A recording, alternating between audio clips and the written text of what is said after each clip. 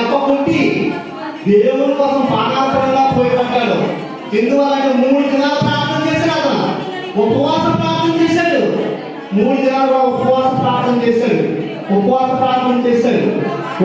ప్రార్థన జీవితాన్ని నా బ్రతుకంతనే మార్చేసింది. మూడో విషయం ఏంటంటే ప్రార్థన, శక్తివంతమైన ప్రార్థన. సంఘము అత్యాశక్తితో ప్రార్థన చేసింది. పేరు యొక్క సంఖ్యలు తెగిపోయి బంధింపబడిన 16 మంది ముందు బంధింపబడిన ఆయన సౌలు గారు విడిపింపబడి ఆయన పేరు గారు విడిపింపబడ్డారు. ఎందుకంటే సంఘము అత్యాశక్తితో ప్రార్థన చేసింది. ఇప్పుడు యాకోబు గారు చేసిన ప్రార్థనే దేవుడు విన్నాడు. సౌలు గారు చేసిన ప్రార్థన జీవితాన్ని మార్చేసింది కదా. మరి మన జీవితాన్ని మన ప్రార్థన మార్చేయాలి. బలహీనమా మనము? అంత బలహీనమా మనము? మన ప్రార్థన అంత బలహీనత ఉందా?